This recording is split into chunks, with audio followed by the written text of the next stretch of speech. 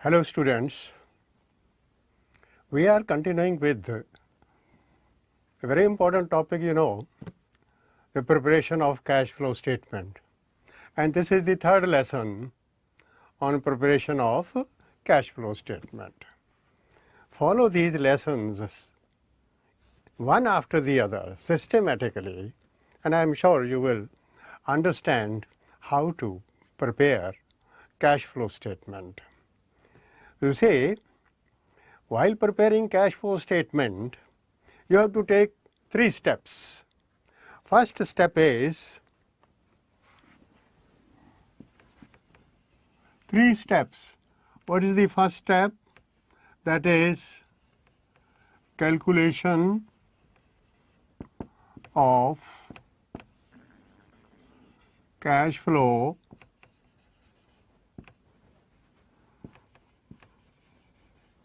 from profits. Calculation of cash flow from profits. And this is very important and first part. And sometimes the examiners ask only this thing. Examiners will ask only find out cash flow from profits. And calculation of cash flow from profits, we will also add here before tax,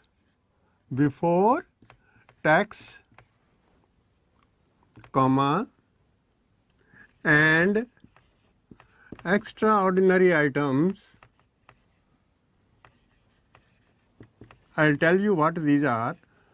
Extraordinary items and appropriations.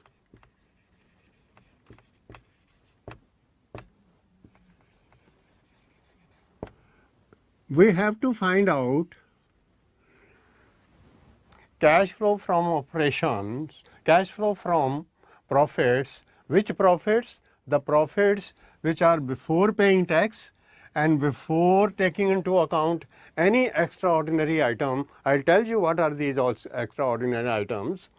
And also appropriation. This is the first step. And the second step is calculation of cash flows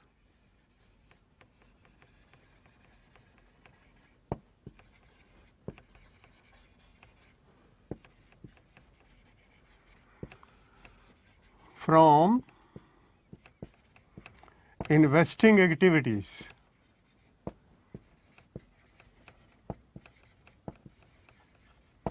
And third is, what is the third?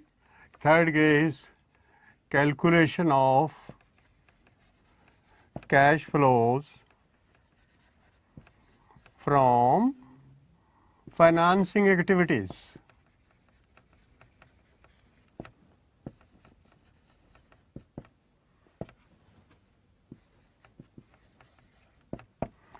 These are the 3 steps that you have to take, and you have to learn calculating these 3 things.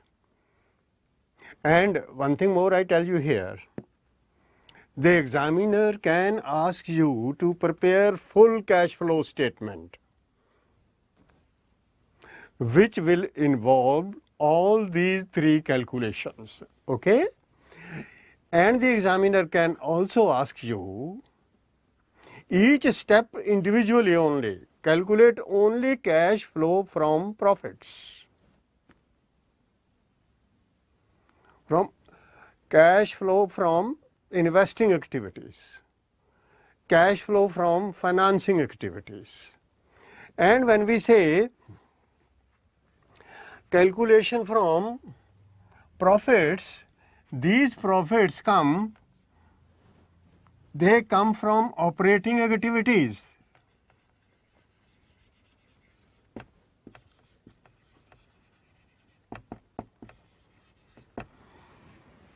When the business is run, when the business is operated, some expenses are incurred, some incomes are there. The difference between the two is, so major thing in operating activities When you have 3 steps, you have to calculate profits before tax, and this profit comes from operating activities.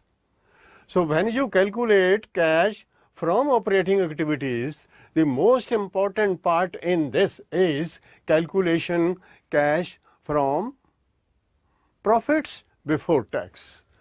So this is the first one, this is the second one, this is the third one. Today's topic is, my dear students, this one.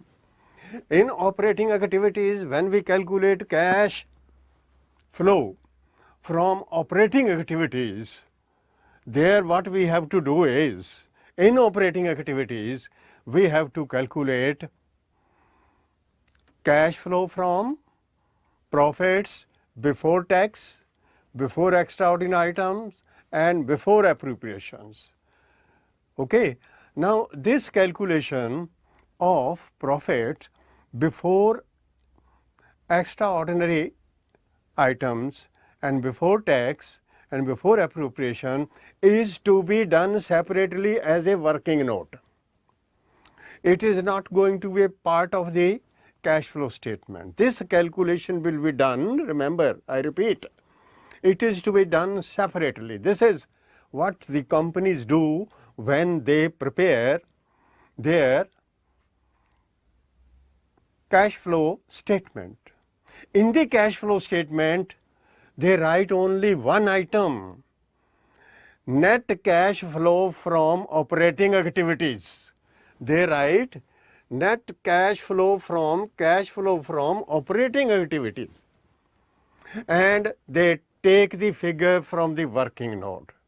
So today's topic is how to calculate profit before tax, before extraordinary items, and before appropriations.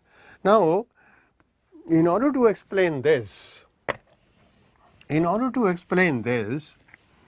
calculation of cash from profits before tax, and this is a part of operating activities. In operation of the business, we earn profit. How do we earn profit? We purchase goods, we incur expenses, and we make the sales. There is income, there are expenses, and the difference between the two is profit. Why do we start from profits? That's a very interesting thing. Profit से क्यों शुरू किया? देखो, if we try to find out our inflows and outflows, there are so many transactions in operating activities. There are so many operating activities. There are into thousands. How many times do you pay salaries? Minimum 12 times a year. You pay salaries 12 times a year, every first, second, or third of month. How many times do you pay wages? Maybe daily. How many times you pay for maintenance of the machine? No limit.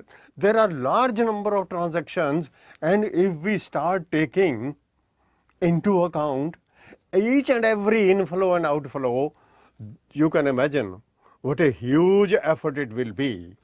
So we sell goods daily. How many times daily? कोई number नहीं है. कितनी बार हो जाए cell, हर बार हमारे पास inflow. How many times you purchase goods? Large number. Outflow, large number of outflows and large numbers of inflows. It is very difficult to take each one of them. बहुत मुश्किल है. Impossible नहीं है, हो सकता है, लेकिन इसी में लगे रहेंगे सारा साल. ऐसा नहीं करना. So what we do, we take only one figure from statement of profit and loss. कौन सी one figure? Profit ले लिया. Because profit is the difference between all inflows, operating inflows from our incomes and operating outflows from our expenses. सारे लेने की बजाय उनका अंतर ले लो, उनका difference ले लो, and that difference to make you clear in the initial stages, शुरू में ये समझ लो कि profit ही एक figure है जो हमारे inflow है from operating activities. शुरू करने के लिए। इसमें थोड़ी एडजस्टमेंट करेंगे, बट अभी ये समझो कि profit is the difference between incomes and expenses. All incomes are inflows and all expenses are outflows. So inflows minus outflows is profit. So हम प्रॉफिट लेके चलते हैं कि हमारा प्रॉफिट जो है वो inflow from cash, inflow from operating activities. And I tell you one thing, ये inflows can be there from investing activities. कोई मशीन बेच दो, कोई इन्वेस्टमेंट बेच दो, इनफ्लो हो गई। Inflow is there from financing activities, share issue कर दो, डिबेंचर इशू कर दो, लोन ले लो, ओके, डिविडेंड पे कर दो, आउटफ्लो हो गई, okay. Similarly there are outflows on account of interest pay कर दिया। सो हमारे पास इनफ्लो फाइनेंसिंग की, इनफ्लोज इन्वेस्टमेंट की, इनफ्लो ऑपरेटिंग की। And I tell you, best inflow of the business, best cash inflow comes from profits. Compare it the inflow, आपको पैसे की जरूरत है, compare it with the inflow from the business, profits, और inflow भाई sale हो, machine बेच के पैसा ले लिया, ये क्या हुआ भैया? पैसे की जरूरत है तो कमाई करो, प्रॉफिट कमाओ, प्रॉफिट से इनफ्लो जो आए वो बेस्ट इनफ्लो है।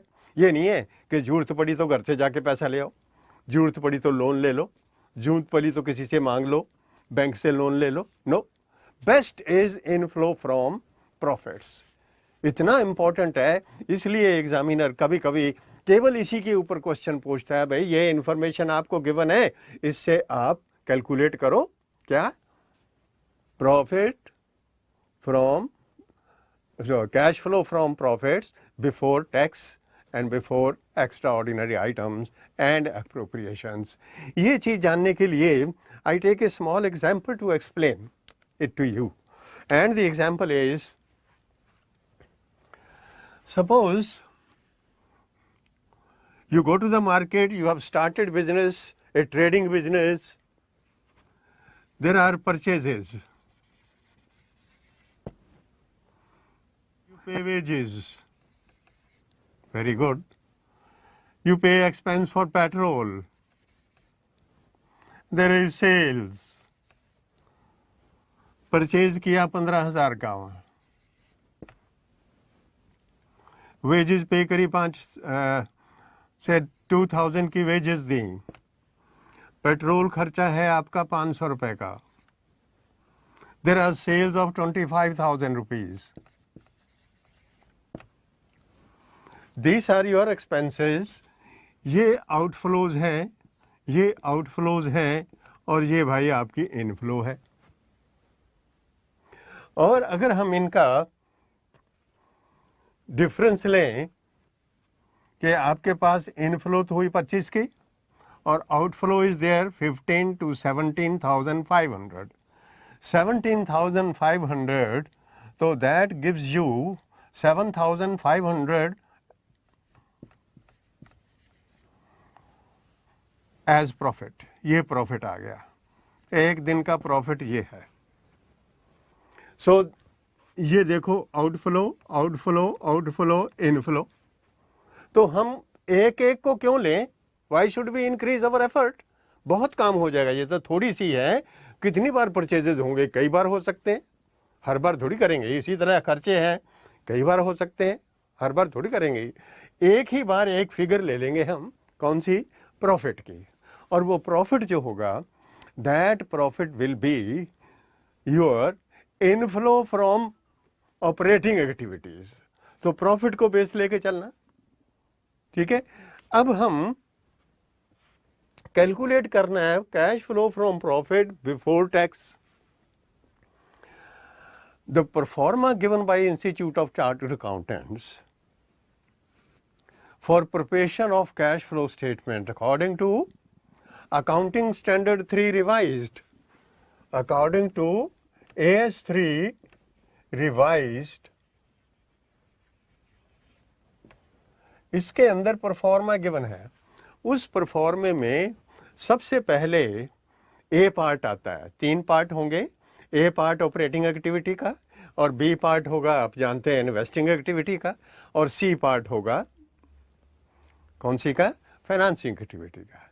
ए पार्ट के अंदर सबसे पहली आइटम उन्होंने लिखी है ये cash flow from profits before tax, profits before tax, extraordinary items and appropriations. ये तो प्रॉफिट तो हो गया ठीक, ये ले लो बिल्कुल ठीक है। हमें चाहिए profit before tax. Why? Because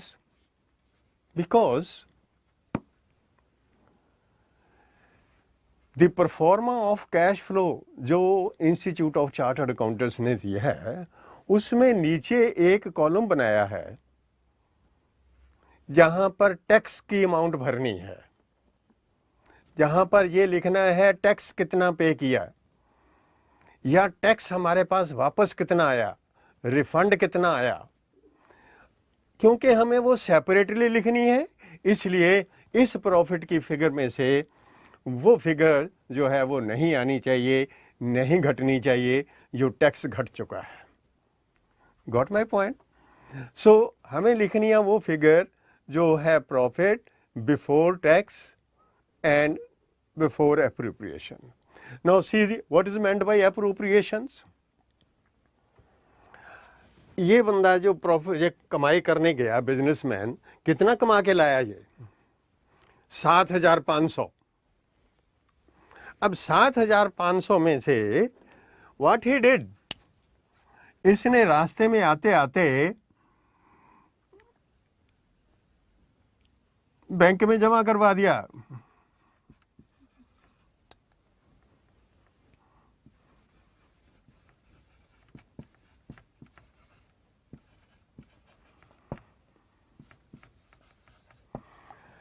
कुछ पैसा जमा करा दिया है, इसमें से 4,000 बैंक में जमा करवा के आ गया और जब घर आया तो पूछा भाई कितना कमा के लाए हो? वो कहता जी 3,500। अब ये आप सोचो जी उसका कहना ठीक है कि उसने कमाई तो करी कितने की, ही हैज अर्नड 7,500, लेकिन वो कहता क्या है कि मेरे पास तो 3,500 है। भैया 4,000 कहाँ गए? ये मैंने रिजर्व रख लिया। कहाँ रिजर्व रखा? बैंक में जमा करवा दिया। अरे बैंक में जमा करवा दिया, बैंक में जमा करवा दिया, ये तो आप सारा ही पैसा जमा करवा के आ जाओ, सारा ही पैसा रिजर्व रख लो। अगर सारा ही पैसा आप रिजर्व रख लेते हो तो आप कहोगे मुझे कुछ बचा ही नहीं, ऐसा थोड़ी माने जाएगा।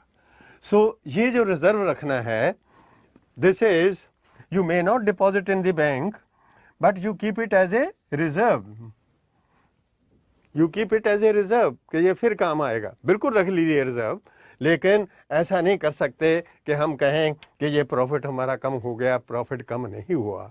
और देखिए इसमें उसने टैक्स के लिए पैसे रख लिए, टैक्स प्रोविजन कि इतना मुझे इसमें से 1,500 का टैक्स देना है, तो मेरा प्रॉफिट तो हुआ 2,000 का। ये भी फिगर गलत हो गई। सो हमें क्या करना है, हमें फिगर फाइंड आउट करनी है profit before tax and before appropriations, before tax and before appropriations. So हमारी वो फिगर क्या होगी, हम ये प्रॉफिट लेंगे, इस प्रॉफिट में ये टैक्स वाली फिगर ऐड कर दो, नहीं अलाउड, घटाना अलाउड नहीं है। फिर इसमें ये वाला 4,000 का जो रिजर्व रखा आपने, जो रिजर्व रखा इसको हम रिजर्व बोलते हैं,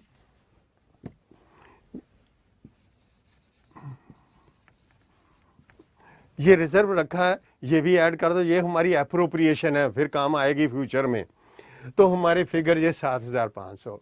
सो वी विल देन से दिस इज द प्रॉफिट, ये है प्रॉफिट कौन सा, बिफोर टैक्स एंड एप्रोप्रिएशंस। तो इस प्रॉफिट को कौन सा प्रॉफिट बोलेंगे? What will be this profit? This is the profit after tax and after appropriation. ये नहीं करना है, ये हमारी जो परफॉर्मा है कैश फ्लो स्टेटमेंट में, उन्होंने कहा है हमें चाहिए profit before tax and extra, ये वाला प्रॉफिट हमें चाहिए, हमें ये प्रॉफिट आफ्टर टैक्स वाला नहीं चाहिए. So what we have to do, we have to work out as a working note, I repeat, as a working note, we have to find out profit before tax, extraordinary item and appropriations. अब appropriation की बात हो गई, reserve हो गया, tax हो गया, ये extra ordinary items, very important thing, extra ordinary item. क्या हुआ, ये जो एग्जाम्पल ली ना हमने, इसको एडजस्ट करते हैं, बड़ी इंटरेस्टिंग. ये बंदा कारोबार करने निकला घर से, इसने जाके 15,000 का माल खरीदा, ये खर्चे दिए, ये खर्चे दिए, ये सेल हो गई और एक काम हो गया. उसने एक लॉटरी डाली थी, लॉटरी डाली हुई थी, एक लॉटरी निकल आई उसकी. ये लॉटरी कितने की थी, 10,000 की लॉटरी निकल आई. अब वो कहने लगा मेरा प्रॉफिट तो हो गया 17,500. ये लॉटरियां तो वही रोज नहीं निकलेंगी. सो this is an extra ordinary income. Fire insurance करवाया हुआ था, तो कभी आग लगी थी, उसका क्लेम मिल गया बहुत सारा. ये क्लेम कोई माल बेचने से तो नहीं मिला, ये एक्स्ट्रा ऑर्डिनरी इनकम है. ये जो एक्स्ट्रा ऑर्डिनरी इनकम है आपकी, या एक्स्ट्रा ऑर्डिनरी लॉस है, आपको आग लगने से लॉस हो गया, बीमा नहीं कराया हुआ था, लॉस हो गया आग लगने से, ये तो एक्स्ट्रा ऑर्डिनरी लॉस है. हर साल ऐसा लॉस नहीं होगा, तो इनको हटा देते हैं. We need profit before this. तो इसको क्या करेंगे, देखो ये हमारा प्रॉफिट कौन सा प्रॉफिट है, this is before tax, before appreciation and before after extra. इसमें आफ्टर एक्स्ट्रा है, इट इज बिफोर टैक्स, कहीं टैक्स नहीं लगा हुआ. देखो, इट इज बिफोर एप्रोप्रिएशन, कोई एप्रोप्रिएशन नहीं है. एप्रोप्रिएशन ये आ गई, टैक्स इधर आ गया, और एक एक्स्ट्रा ऑर्डिनरी आइटम इसमें लगी हुई है. तो अब हमारे पास अगर ये प्रॉफिट है सारा 17,500, इसमें से 4,000 का रिजर्व रख लिया, तो ये बाकी बच गया 13,500, और इसमें से ये टैक्स प्रोविजन 1,500 हो गई, तो ये 12,500. अब इस 12,500 को हम जब कन्वर्ट करेंगे, तो ये 12,500 ये कौन सा है, ये है profit, this is profit after tax. ठीक है ना भैया, इसमें से टैक्स कट गया. ये है प्रॉफिट आफ्टर एप्रोप्रिएशन, इसमें से एप्रोप्रिएशन हो गई.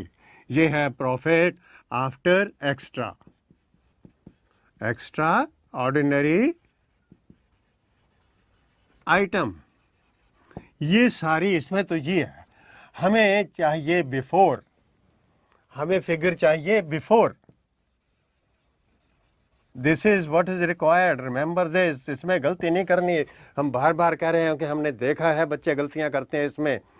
ये फिगर है आफ्टर, इसको बिफोर में कैसे करना है भाई, इसमें सारी चीजें ऐड कर दो, टैक्स भी ऐड कर दो. कितना टैक्स था हमारे पास, इसे 1,500 का टैक्स ऐड कर दो. ये क्या है, टैक्स ऐड कर दो. फिर एप्रोप्रिएशन कितने की है, एप्रोप्रिएशन 4,000 की है, 4,000 ये ऐड कर दो. ये एप्रोप्रिएशन है. एप्रोप्रिएशन किसकी, रिजर्व की. ये रिजर्व की एप्रोप्रिएशन है. और क्या ऐड करेंगे हम, और क्या ऐड करेंगे. आप कहोगे जी हम ये ऐड कर दें, भैया ये ऐड नहीं करनी, ये लेस करनी है. You understand. हमने कहा कि ये लेस हुआ है, ये भी लेस हुआ है. ये देखो, ये लेस नहीं हुआ, ये यहां पर ऐड हो रहा है. जो चीज लेस हुई है उनको तो आप ऐड कर दो, और जो चीज यहां पर ऐड हुई है हमारी इनकम के अंदर, उनको करेंगे लेस. ये हो जाएगी आपकी लॉटरी, ये लॉटरी की इनकम. तो ये चीजें जब इसमें एडजस्ट हो जाएंगी, आप देखो ये 12,500, 1,500 जुड़ गया तो ये हो गया 14,000, 14 का ये जुड़ गया साथ में 4,000 और, तो ये कितना हो गया 18,000। और इसमें से अगर हम ये लेस करें तो बाकी हमारे पास बचेगा जो that will be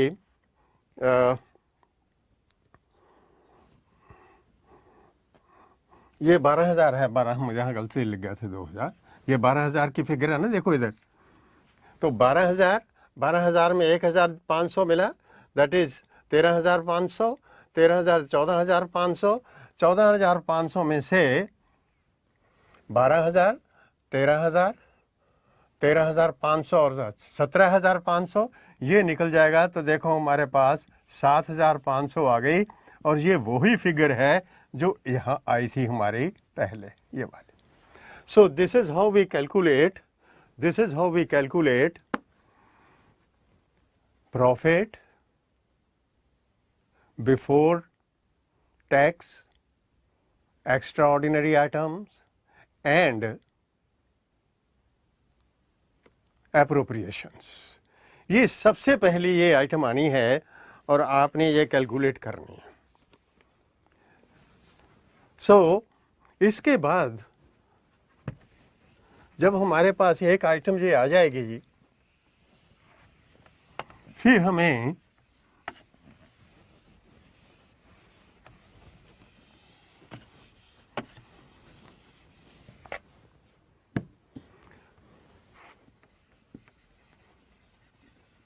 profit before tax, this is all done as working note. ये सारा वर्किंग नोट है। प्रॉफिट बिफोर टैक्स, एक्स्ट्राऑर्डिनरी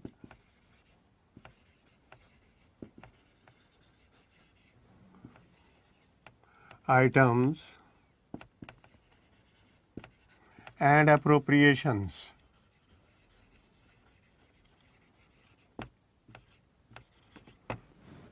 ये फिगर हमें कैलकुलेट करनी है।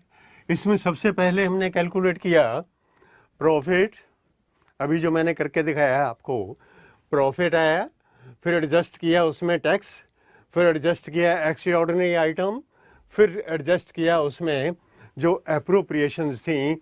ये तीनों आइटम एडजस्ट करने के बाद हमारे पास आ जाता है प्रॉफिट बिफोर टैक्स।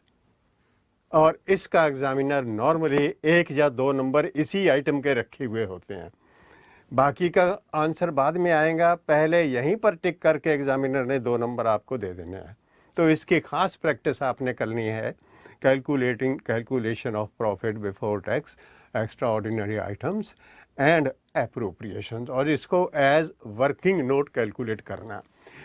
इसका एक फॉर्मेट है, ये हमने बनाया हुआ, इधर देखो इसको, इधर ये फॉर्मा है बना हुआ, इसको अपने नोटबुक में अपने रजिस्टर में बना लो अच्छी तरह से और इसको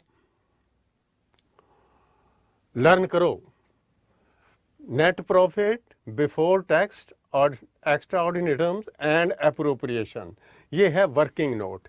ऐसा वर्किंग नोट आपने बनाने की प्रैक्टिस करनी है और ये फॉर्मेट अपने रजिस्टर में बना लो, अच्छी तरह लर्न करो।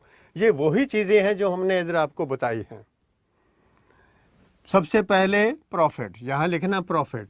अब ये प्रॉफिट ऐसे भी हो सकता है जैसे हमने निकाला था अभी 7,500, ऐसा भी प्रॉफिट हो सकता है जैसे अभी 7,500 आपको ये प्रॉफिट एंड लॉस स्टेटमेंट और प्रॉफिट एंड लॉस में गिवन होगा। आपको प्रॉफिट की statement profit and loss given है और उसमें आपने नेट प्रॉफिट ले लेना जो उसमें।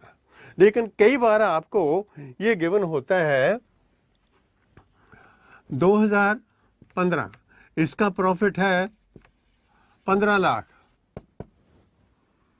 ये इस साल का प्रॉफिट है, और 2014 का पिछले साल का बैलेंस दिया हुआ है, और 2000 पिछले साल का बैलेंस था आपका 8 लाख रुपया। तो इसमें से ये लेस कर देंगे